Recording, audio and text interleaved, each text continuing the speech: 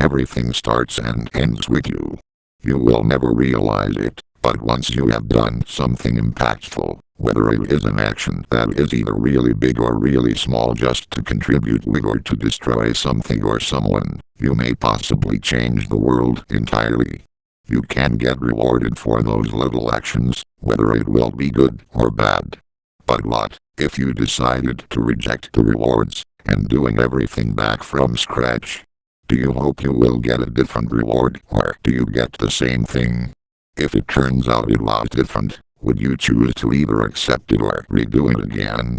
In the beginning, there was nothing but the void, a vast empty space of nothingness, chaotic and blackness galore. There were no order nor balance in Primordia. Time has yet to exist in the void, yet it exists many entities, gnarly, onion and demonic in nature. Among these entities come with the high pantheons, who reign over the blackened sea and exist in Primordia alongside chaos, remain dormant until something interesting happens.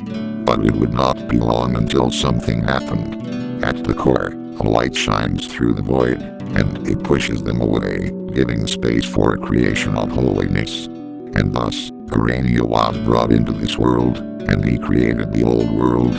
For millennia, Arrania slowly would embed matter into existence, creating galaxies, stars and planetary systems. Once the Earth was created, he began experimenting it. As he brought life to the world, the void interfered. They sacrificed some of the darkness into the light to form unholy beasts who will live in the old world and cause havoc. But Arrania had other plans for them. He molded the Earth's surface, changing the landmass over time, making the beasts difficult to thrive on the ever-changing land and perished. They even set some to invade Arrania's heaven but were banished by his light. The void gave up but promised will return one day. Arrania returns to experimenting the world before giving life to his final creation, humanity and monster kind. He then later created the servants and seraphim to accompany him, as he remained dormant, watching over his creation evolve independently, until his days numbered.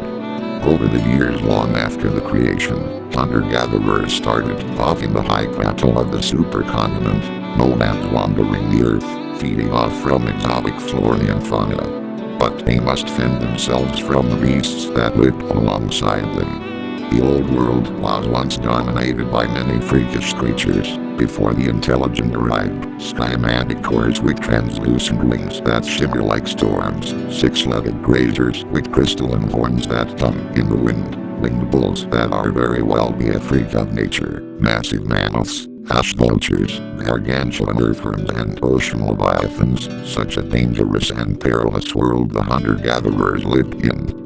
But there is one that is more dangerous even to the nomadic tribes. Soon, the great blizzard rocked the old world, engulfing the terrain with harsh snow and frozen hail.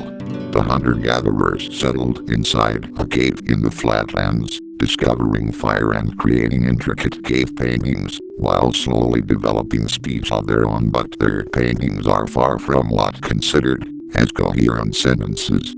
Oh, hunger, thirst and the cold was their persistent enemies, and the resources slowly dwindle, as the cold continues to wreak havoc to the world, destroying ecosystems and biosphere. They may have to resort into eating each other to survive, while hoping for the cold to end.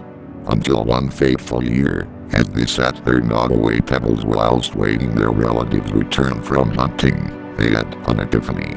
Their paintings began representing ideas and words that can create into coherent sentences.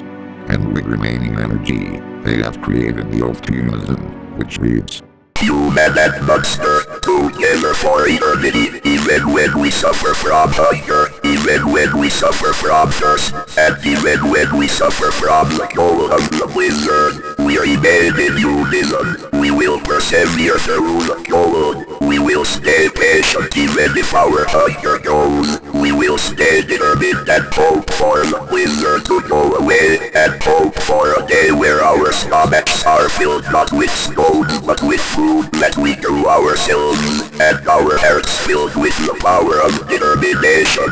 When the world finally developed their first words, Arrania wept in joy, giving birth to agriculture.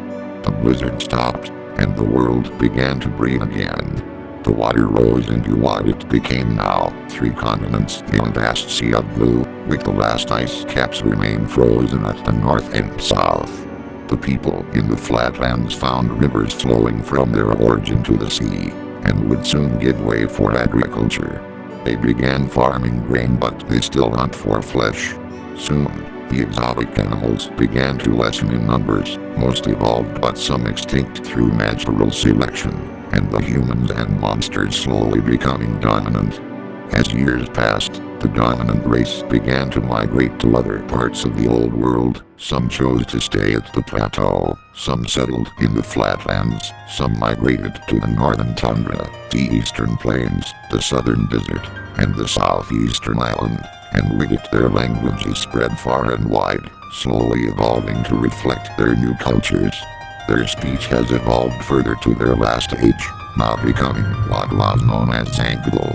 The Zan-Pollard tribes would then migrate to the part of the world they have yet to explore, the rich coral archipelago to the west. The new tribes began to develop into their core identities. The archipelagos and the island would be the home to the Arranian Faxora, while parts of the great continent will become home to the Shildering, Naitu, Vermat, Arrania.